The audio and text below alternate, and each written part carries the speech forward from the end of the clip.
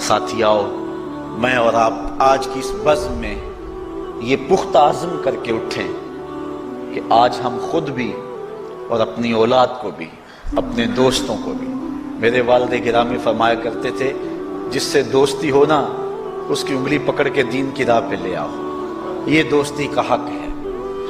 اس کے لیے آپ بہت کچھ کرتے ہیں لیکن اگر اس کو دین نہیں دیا تو کچھ بھی نہیں دیا۔ کوشش کرو میرا دوست ہو اور جہنم میں جائے۔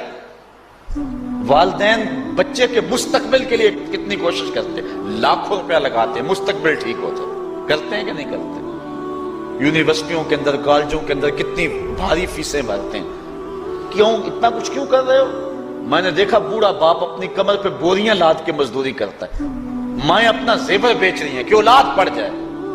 میاں اتنا کچھ کیوں کر رہے ہو؟ جی مستقبل ٹھیک ہو جائے۔ یہ مستقبل کتنا ہے؟ 20-25 سال کا، اور جو اصل مستقبل ہے اس کی فکر ہی نہیں کسی کو۔ اصل مستقبل تو وہ ہے، اللہ اکبر، بیرون ملک جائے بیٹا تو ماں کہتی ہے بس دعا کرو کہ میرا بیٹا خیریت سے پہنچ جائے۔ بیٹی کی شادی کرتی ہے تو ماں کہتی ہے دعا کرو کہ اپنے گھر میں اس کو چین مل جائے۔ کسی کا انٹرویو ہوتا ہے، لوگ کہتے ہیں جناب دعا کرو کہ اس انٹرویو میں وہ کامیابی سے گزر جائے۔ میں کہتا ہوں جب قبر میں اترتا ہے پھر کسی نے آ کر کبھی نہیں کہا کہ دعا کرو مشکل گھڑی آ گئی ہے خیریت سے گزر جائے۔ اصل امتحان تو یہ ہے، اگر اس امتحان سے گزر گیا تو کامیابی اور بامرادی۔ یہ تھوڑا سا مستقبل دنیا کا، اس کے لیے ہم کتنے پیسے لگا دیتے ہیں۔ سب کچھ اولاد کو آتا ہے، ہر شے فر فر پڑھتے اور بولتے ہیں، دعائے قنوت بھی نہیں آتی ہوتی۔ تو ہم اپنی اولاد کے لیے دین کا تحفہ اس کو کبھی نہ چھوڑیں۔ اللہ اکبر، کوشش کریں، محنت کریں۔ حضور نبی رحمت صلی اللہ علیہ وآلہ وسلم نے ان بد عمل واعظین کی بات بھی کی ہے کہ جو لوگوں کو نیکی کا حکم دیتے ہیں اور خود اس پہ عمل نہیں کرتے۔ آج ہمارے کچھ واعظین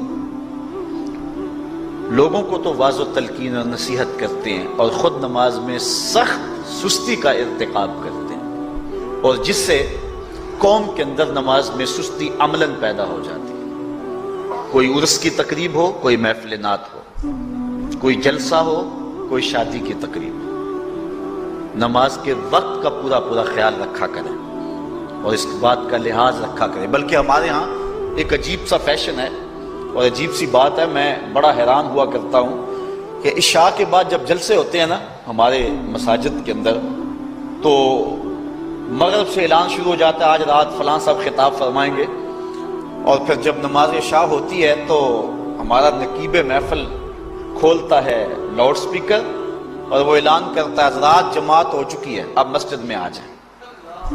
یعنی یہ نماز کو ہلکا کرنے والی بات ہے۔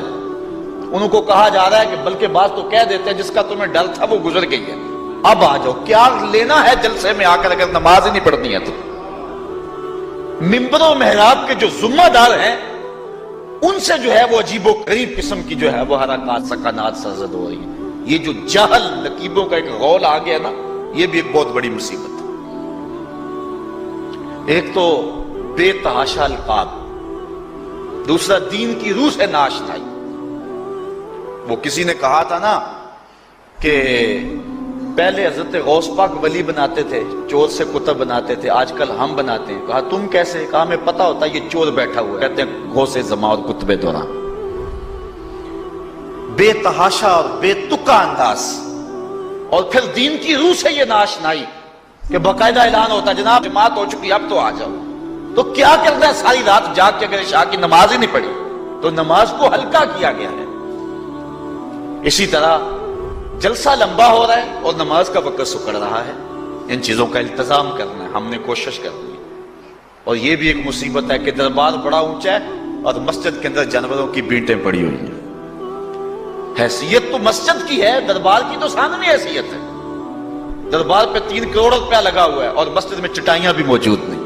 اپنے بھی خفا مجھ سے ہیں بیگانے بھی ناخوش، کہ زہر حلال کو کبھی کہہ نہ سکا کند، بات وہی کہتا ہوں، سمجھتا ہوں جسے حق، میں ابلہ مسجد ہوں